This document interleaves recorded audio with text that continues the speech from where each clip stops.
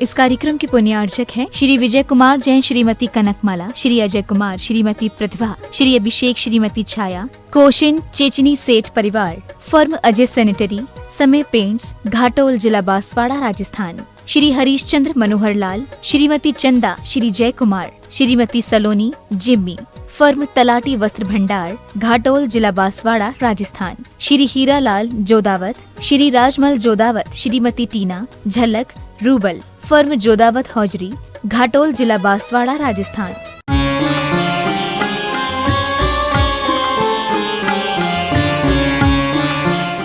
केवली सुत केवली इनके ही पादमूल में होता है, क्योंकि ये सब चारित्रवान होते हैं और विशेष चारित्रवान होते हैं, निर्दोष चारित्रवान होते हैं।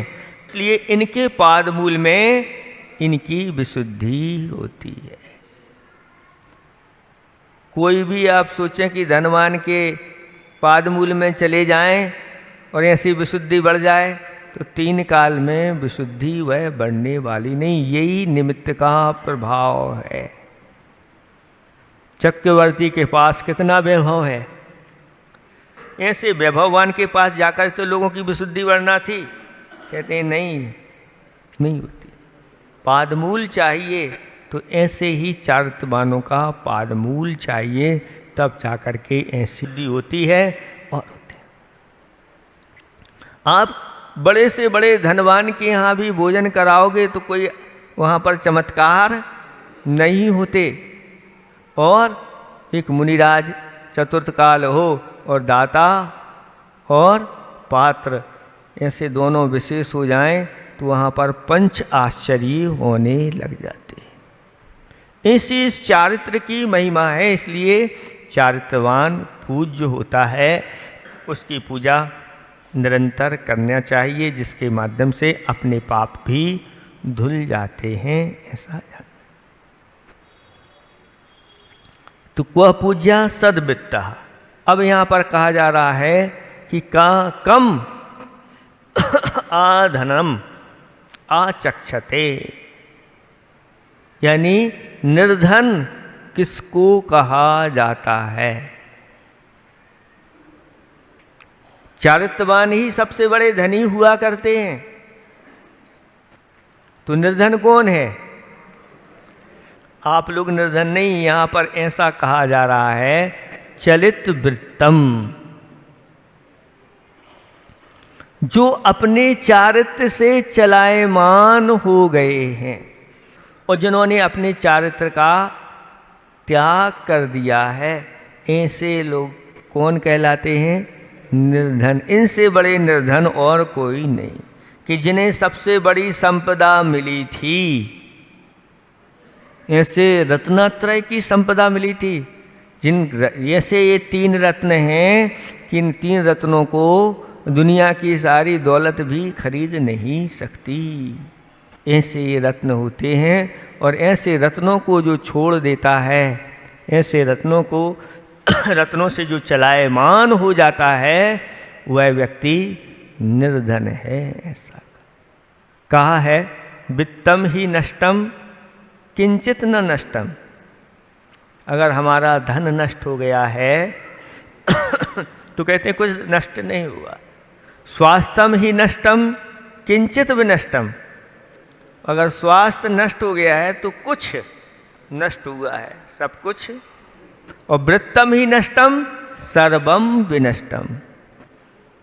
अगर वृत्त यानी चारित्र नष्ट हो गया तो कहते हैं अब उनके पास कुछ नहीं बचा। तस्माच्च वृत्तम परिरक्षणीयम। इसलिए उस वृत्त की रक्षा करना चाहिए। इसलिए बार बार आप लोगों के लिए कहा जा रहा है कि आप अपने संतान की रक्षा करिए। और संतान अगर सच्चरित्र रहेगी तो सब कुछ सुरक्षित रहेगा। और संतान अगर सच्चरित्र नहीं बची तो कुछ भी नहीं बचेगा, कुछ हाथ नहीं लगेगा, सब नष्ट हो जाएगा। इसलिए ये बहुत सावधानी रखने की जरूरत है। अगर बीज सुरक्षित होंगे तो वृक्ष अच्छी तरह से लहलहाएगा, और अगर बीज नष्ट हो गया तो फिर ये परंपरा समाप्त हो जाएगी। शीलवान चरित्रवान ही इस धर्म की रक्षा कर पाते हैं, और चारित्र से अगर जो भ्रष्ट हो जाते हैं तो फिर उनके पास कुछ बचता नहीं। इसलिए यहाँ पर कहा जा रहा है कि हमने अगर कोई नियम अपने जीवन में लिया है तो उस नियम को तोड़ना नहीं। कहा है जो भगवान का दिया होता है, यानी जो पुण्य धर्म से मिलता है, वह अल्प नहीं होता, और जो बीच में टूटे वह संकल्प नहीं होता। संकल्प से क्यों डरते हो बंधुओं? संकल्प के बिना कभी जीवन का कायाकल्प नहीं होता। संकल्प से बहुत बड़ी शक्ति आती है। इसलिए बच्चों से जैसे ही 7 वर्ष 3 माह के हो जाते हैं, गर्भ से लेकर के 8 वर्ष हो जाते हैं, तब उनको संकल्पित कराने का कहा गया है। क्यों? क्योंकि संकल्प के माध्यम से वह बहुत पावरफुल व्यक्ति बन जाता है। जिन बच्चों के लिए संकल्प निभाने की शक्ति आ जाती है, ऐसे बच्चे आगे जाकर के बहुत पावरफुल बच्चे बनते हैं। और जिन बच्चों के ऊपर ऐसे संस्कार हो जाएं तो फिर कहना ही क्या है, अलग ही उनकी प्रतिभा निखर के आने लगती है। तो बच्चों में इस संकल्प की शक्ति बढ़ाना चाहिए। धीरे धीरे करके ये संकल्प शक्ति की बढ़ती चली जाती है। तो क्या कहा जा रहा है कि भैया व्रतों के साथ, नियमों के साथ, संकल्प के साथ रहना बहुत अच्छा है। संकल्प तोड़ करके और अगर चक्रवर्ती का भी वैभव मिलता है तो वह ग्रहण नहीं करना। दर्शन पाठ में आप लोग पढ़ते हैं, जिन धर्म विनिर्मुक्तम मां भवे चक्रवर्त्यपि साचेटोपि दरिद्रोपि जिन धर्मानुवासिता। सम्यक दृष्टि कहता है कि जिन धर्म विनिर्मुक्तम मां भवे चक्रवर्ती, जिन धर्म से रहित अगर मुझे चक्रवर्ती का पद भी मिलता है, चक्रवर्ती का वैभव भी मिलता है, तो कहते हैं मुझे नहीं चाहिए। सात चेटोपी दरिद्रोपी जिन धर्मानुवाद, मैं दरिद्र रहना पसंद करता हूँ, बस जिन धर्म से मैं सहित हूँ, जिन धर्म के साथ मैं दरिद्र रहना पसंद करता हूँ, लेकिन जिन धर्म के छोड़ करके और अगर हमारे लिए चक्रवर्ती की भी संपदा मिले तो नहीं लेना चाहिए। ऐसी चीजें इनको बच्चों को संस्कार में डालना चाहिए। जो बच्चे अपने सब चारित्र को छोड़ छाड़ करके, धर्म को छोड़ छाड़ करके और सिर्फ धन के लिए ही भाग रहे हैं, ऐसे बच्चे बच्चियों को समझाना चाहिए कि भैया दरिद्र रहना अच्छा है, शांति से अपनी दाल रोटी खा लेना अच्छा है, और अपने धर्म को छोड़ करके और फिर आप एसी में रह रहे हो, कारों में रह रहे हो, ये अपने लिए ठीक नहीं, क्योंकि ये तो आगे जा कर के आपको दुर्गति दिला देंगी चीजें। और धर्म आपके साथ है तो क्या होगा, आप अभी बिना गाड़ी के रह जाओ कोई बात नहीं, आगे जा कर के आपके लिए ऐसे विमान मिलेंगे जिन विमानों में बैठ कर के जहाँ अंतर्मुत में पहुँचना है वहाँ पहुँच जाओ। कौन से विमान? तो स्वर्ण के विमान रहते हैं, रत्नमयी विमान रहते हैं। ऐसे ही विमानों में रहने के लिए मिलता है, सब कुछ मिलता है। और जो इस सब धर्म छोड़ करके और विषय सामग्री में लग जाता है जोड़ने में, वह दुर्गति का पात्र हो जाता है, तो नरकों से फिर निकलना मुश्किल हो जाता है, ऐसा जानना है। इसलिए अपने इस व्रत की रक्षा हमेशा हमेशा करना चाहिए। क्या कहा जा रहा है यहाँ पर कि निर्धन वह है जो चारित्र से स्खलित हो गया है, जिसका चारित्र दृढ़ नहीं है, अथवा जो चारित्र से चलायमान हो गया है, अथवा जिसने चारित्र को छोड़ दिया है, उसको यहाँ पर कहा जा रहा है कि ऐसा व्यक्ति चारित्र अगर छोड़ करके आ जाता है तो उसकी मान प्रतिष्ठा सब चली जाती है, फिर समाज और देश में उसकी निंदा होती है, वह आदर का पात्र नहीं होता। इस प्रकार से किसी प्रकार के विषय लोभ में नहीं आना, किसी प्रकार से धन के लोभ में नहीं आना, और किसी भी प्रकार के लोभ में नहीं पड़ना। लोभ में आकर के ये सारी चीज़ें हो जाती हैं। लोग लोभ देते हैं, भैया आ जाओ, आप तो छोड़ दो, ये बहुत अच्छा है, तो किसी प्रकार के वह लोभ में नहीं पड़ता। यानी जो ईमानदारी से अपना जीवन जीता है, अपने चारित्र को पालन करता है, भले मृत्यु भी आ जाए लेकिन धर्म को वह छोड़ता नहीं। धर्म के वास्ते जीना, धर्म के वास्ते मरना, धर्म पर जान फिदा करना, प्रभु हमको। ये जब बचपन में पाठशाला चलती थी तो पाठशाला में यह पढ़ाई जाती थी, सारे बच्चे उसको करते थे। दया कर दान भक्ति का हमें परमात्मा देना, दया करना हमारी आत्मा में शुद्धता देना। दया धर्म के वास्ते जीना, धर्म के वास्ते मरना, धर्म पे जान फिदा करना, प्रभु हमको सिखा देना। हमारा धर्म हो सेवा, हमारा कर्म हो सेवा, सदा ईमान हो सेवा, व सेवक चर बना दे।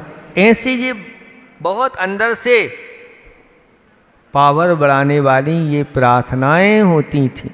ऐसी प्रार्थनाएं करते हैं तो बच्चों के अंदर वो सारी चीज़ें भर जाती हैं और बच्चे बहुत पावरफुल इनके माध्यम से होते हैं।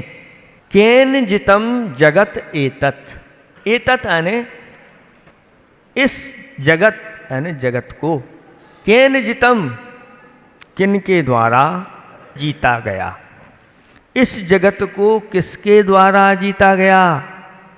कौन इस जगत को जीतने वाला है?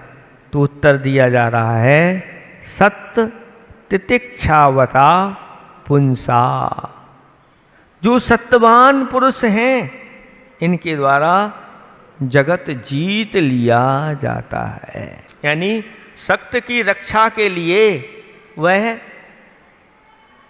सब कुछ त्याग करने के लिए तत्पर हो जाते। राजा दशरथ ने कैकेयी को वचन दिए थे और वचन दिया कि मांग लो तुम्हारे लिए क्या चाहिए। उसी वचन को निभाने के लिए ये क्षत्रिय का वचन होता है। अब ऐसी भी चीज मांग ली जो चीज योग्य नहीं थी, वो भी उन्होंने मांग ली, तो भी अपने क्षत्रिय का वचन निभाने के लिए राम को राज ना देख रहे। राम तो सबको प्रिय थे, सबके लिए प्रिय थे, लेकिन अपने क्षत्रिय के जो वचन होते हैं उन वचनों के निभाने के लिए भरत को राज्य दे दिया। सत्य की रक्षा के लिए रानी सीता, अंजना आदि आदि ने अनेक प्रकार के कष्टों को उठाया है और अपने सत्य से कभी वह डगमग नहीं। राजा हरिश्चंद्र का नाम आता है कि स्वप्न में उन्होंने राज्य दे दिया अपने गुरु को और प्रातः उन्होंने अपने राज्य का त्याग कर दिया। देखो कैसे गुरुओं के लिए समर्पित व्यक्ति ये सत्यवान व्यक्ति कहलाते हैं। यह भारत देश सत्य अहिंसा के कारण स्वतंत्र हुआ है। आत्मा को अगर स्वतंत्र करना है तो सबसे पहले इन 5 पापों को त्याग करो। उसमें अहिंसा भी आ जाती है, और सत्य भी आ जाता है, अचोर आदि आदि आदि आ जाते। इसलिए सत्य को अपने जीवन में जो ढाल लेते हैं वह एक दिन सत्य की विजय अवश्य होती है। किसी ने कहा है सत्य परेशान तो हो सकता है, पराजित नहीं हो सकता। सत्य को कोई पराजित नहीं कर सकता। परेशान हो सकता है लेकिन आगे जाकर के तो सत्य की ही जीत होती है। तो सत्यवान पुरुष जो होते हैं वह लोक पूरे के पूरे लोक या जगत को जीत लेते हैं। इनके द्वारा यह जगत जीता जाता है। और तितिक्षावता पुंसा, दो हैं, दो प्रकार की चीज, एक तो सत्यवान पुरुष और दूसरे तितिक्षावता का अर्थ होता है सहिष्णुता, सहनशीलता, यानी जिनके पास सहनशीलता होती है अथवा जो क्षमावान हुआ करते हैं। ऐसे पुरुषों के द्वारा क्या यह जगत जीता गया है। संकटों कष्टों में धैर्य रखना सहनशीलता कहलाती है। कहा भी है दुखम सह। प्रतिदिन आचार्य भगवंत एक गाथा पढ़ते हैं। वो मुनिराजों के लिए कहा गया है भिक्कम चरवसरण्ये थोबम जे में ही माँ बहु जंप दुखम सहजेण दा मैति भावेण सुठुबे रगम। मुनिराजों के लिए प्रवचन का सार बताया गया है। ये पूरा का पूरा सार है। और आचार्य भगवंत भट्टकीर महाराज कहते हैं कि हे मुनिराजो भिक्कम चर, यानी भिक्षा जैसी आगम में कही है भिक्षाचर्या, उसके अनुसार आचरण करो। वसरण्ये अरण्य में वास करो। चूंकि ये पंचम काल है और पंचम काल में जंगल आदि में नहीं रह पाते, क्योंकि उस प्रकार के परिसय आदि आदि सहन नहीं होते, उस प्रकार का सहनन नहीं। तो भी उन्होंने कहा कि अरण्य में रह, यानी इसका अर्थ होता है आचार्य भगवान कहते हैं आज हम जंगल में नहीं रह पा रहे हैं, तो भी अगर इस प्रकार से जहाँ एकांत स्थान होते हैं, समाज से हटकर के जो बसतिकाएँ आदि होती हैं, ऐसे में भी शांति से आप रहिए। ज़्यादा संपर्क आदि में नहीं रहिए तो भी अरण्य में बसना हो जाता है। भिक्कम चर वसरण्ये थोबम जे में ही, हे पबात्मन श्रमण थोड़ा जियो, भोजन जो है थोड़ा भोजन करो। इस संसार में रहना चाहिए जिससे कहीं हम दुर्गति के पात्र ना हो जाएं।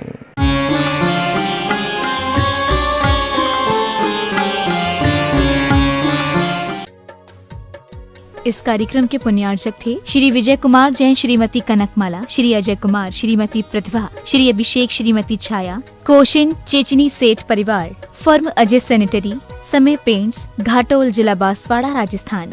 श्री हरीश चंद्र मनोहर लाल, श्रीमती चंदा, श्री जय कुमार, श्रीमती सलोनी, जिम्मी, फर्म तलाटी वस्त्र भंडार, घाटोल, जिला बांसवाड़ा, राजस्थान। श्री हीरा लाल जोदावत, श्री राजमल जोदावत, श्रीमती टीना झलक, रूबल, फर्म जोदावत हौजरी, घाटोल, जिला बांसवाड़ा, राजस्थान।